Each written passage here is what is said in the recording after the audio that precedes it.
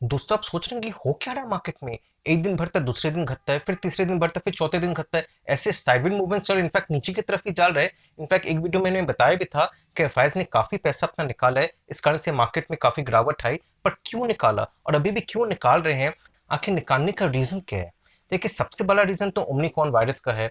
अब देखिए I won't say that is the biggest reason, but that is one of the reason. इसके पीछे simple कारण है कि अब उनको असर्टेनिटी आ गया, उनको लग रहा है कि भाई ये किस हद तक होगा, कितना बड़ा रूप में आएगा। अब देखिए ऐसे तो अभी बोले कि जैसे अफ्रीका में लिमिटेड है, पर और कुछ कंट्रीज में भी कुछ कुछ केसेस आ गए, very small number of cases, जैसे नीदरलैंड्स में भी आ गया, इंडिया में भी सुन रहे, but still there is unsurety about it. इस तरह से और भी कुछ कंट्रीज में आए, कुछ कंट्रीज अपने बॉर्डर्स भी शट कर दिया है। बट क्या it is not a big deal right now जितना लोग सोच रहे, दिखाया जा रहा है, फॉर अ सिंपल रीजन कि एक तो ये ओमिक्रॉन का केसेस बहुत कम है, ऊपर से सेकंड थिंग, मॉडर्न जो वैक्सीन बना रहा है उसने एक दिन कहा कि भाई 2-3 महीने में इसका भी वैक्सीन निकल जाएगा, और फिर 2 दिन बाद ही उसने कहा कि भाई फिलहाल तो वैक्सीन निकालने में मुश्किल हो रहा है, फिलहाल तो we don't think a vaccine will be effective enough.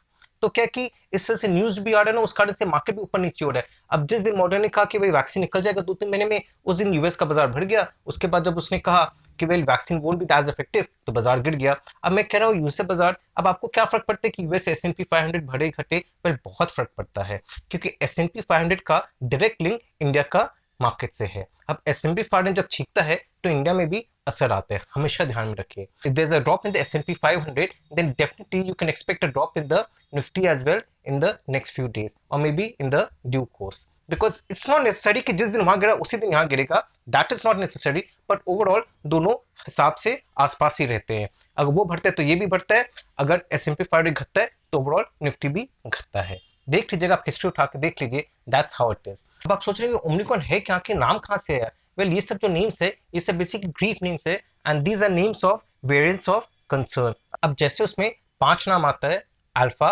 बेटा, गामा, डेल्टा और ये ओमिक्रॉन फिफ्थ में आता है।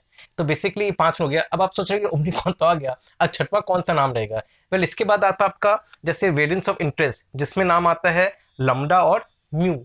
अब आप सोचेंगे ये सब मैं क्यों बता रहा हूँ?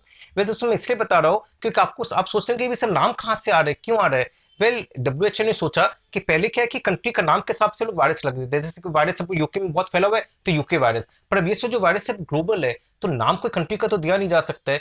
और क्या लगा कि भाई ग्रीक नेम ऐसा है which is like globally accept होता है, इसलिए ग्रीक नेम्स इन सब वायरसेस को दिया जा रहा है।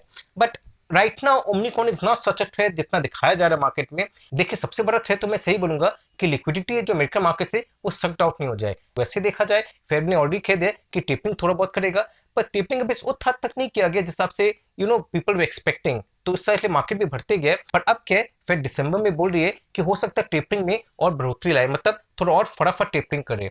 तो उसमें क्या अगर वैसा कुछ होता है then market might still get some affected, but it's not necessary कि वो सुनने से मार्केट एकदम गिर जाएगा। क्योंकि देखिए टेपरिंग वो कम कर रही है ना, ऐसा नहीं कि एक्चुअली लिक्विडिटी हटा रही है मार्केट से, लिक्विडिटी निकल नहीं रहा है मार्केट से, बस ये कि लिक्विडिटी जितना वो दे रही थी मार्केट में उसमें थोड़ा स्लोनेस आ जाएगा, इतना ही बात है।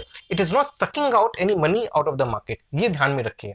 बेसिकली जिस पेस में लिक्विडिटी बढ़ा रही थी वो पेस में थोड़ा धीमापन आ जाएगा, इतना ही बात है। तो रिमेंबर दैट, जो लोग बोलते हैं कि यार लिक्विडिटी निकल जाएगा ये होगा, अरे लिक्विडिटी निकल कहां से रहा है? ये तो बोली नहीं कि इंटरेस्ट रेट बढ़ाएगी। देखिए इंटरेस्ट रेट बढ़ने से कई बार लिक्विडिटी सक्ट आउट हो जाता है and goes into other instruments, other asset classes, पर ऐसा तो कुछ हो नहीं रहा है। तो मेरे हिसाब से क्रैश तभी आने का है नहीं, करेक्शन देखिए वो तो एक्सपेक्टेड है, that just reversion to mean. तो correction we can expect around 15%, already देखिए 78% का आया, फिर थोड़ा बढ़ गया वापस घट गया, तो वी कैन एक्सपेक्ट अनदर 78% का correction, that is possible and that will be just reversion to mean, और कुछ नहीं।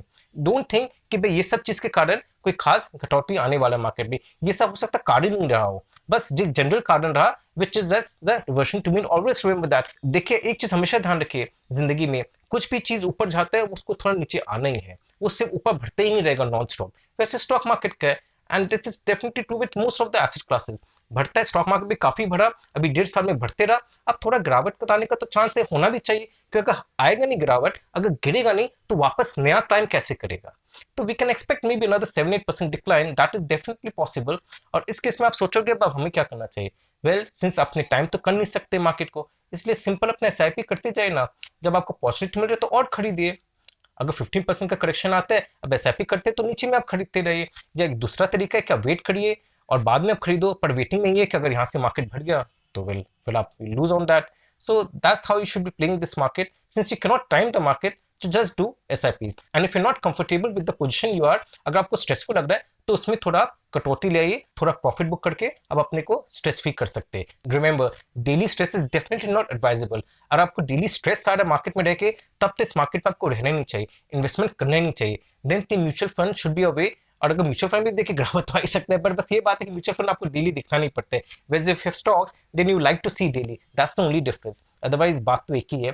बट अगर आपको मार्केट में रहना, आपको डायरेक्टली इन्वेस्ट करना है, then you have to be ready for these kind of corrections or these kind of deviations which will keep happening. Nothing to worry about. Long run देखिए, लॉन्ग रन में आपको फायदा होना ही है, एंड दैट्स मोस्ट इंपॉर्टेंट. अपने को तो wealth create करना है ना, ये थोड़ा मोटा 5-10%, 20% प्रॉफिट थोड़ी करना है.